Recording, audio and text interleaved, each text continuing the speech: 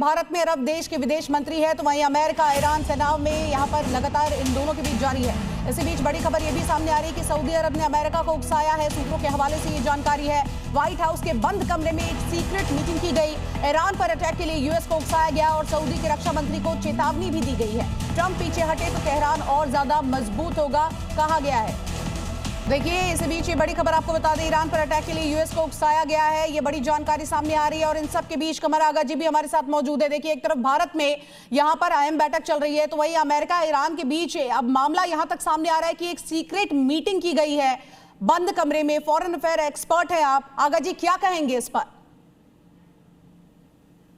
जी, ये इस मीटिंग की रिपोर्ट्स अब आ चुकी हैं काफ़ी। इसमें अमेरिका ने ही कन्वीन की थी, प्रेसिडेंट ट्रंप ने, व्हाइट हाउस में हुई थी, जिसमें सऊदी ऑफिशियल्स भी थे, intelligence and military officials and Israeli officials भी वहाँ पे मौजूद थे। अमेरिकन के साथ बातचीत हुई थी।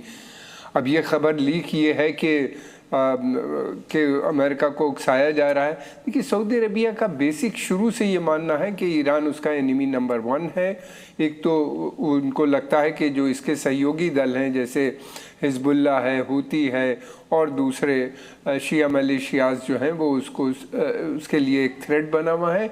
दूसरी तरफ वो ये भी मानता है कि उसके धर्म, यानी जो इस्लामिक आइडियोलॉजी ईरान प्रमोट करता है, वो भी उसको एक ख़तरा मानता है।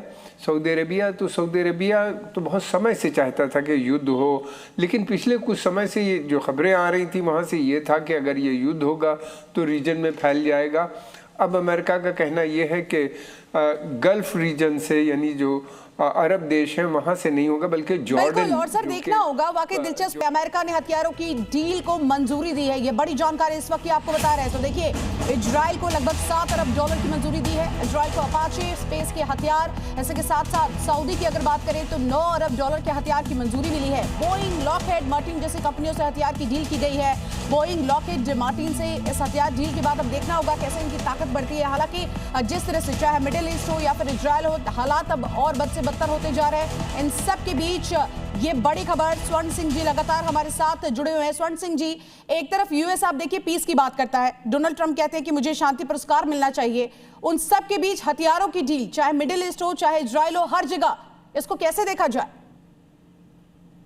नहीं, वो तो शुरू से ही आप देखें, अमेरिका दुनिया के कुल जो रक्षा उपकरणों की निर्यात है उसमें करीब 40% से ऊपर निर्यात अमेरिका का होता है। और ये मिडिल ईस्ट के देश अक्सर लगातार हथियार खरीदते हैं, चाहे उनको ज़रूरत हो या ना हो। हाँ, हथियार आने से तनाव बढ़ता है, पर ये लगातार बात हुई। और यहाँ तक आपने राष्ट्रपति ट्रंप के शांति पुरस्कार, नोबेल शांति पुरस्कार की बात की। वो हाल ही में नॉर्वे के प्रधानमंत्री को एक पत्र लिखकर कह चुके हैं कि क्योंकि आपने मुझे नोबेल शांति पुरस्कार नहीं दिया, इसलिए मेरी प्रतिबद्धता जो है वो शांति के प्रति सीमित होगी और मैं कुछ दूसरे तरीके अपना सकता हूं।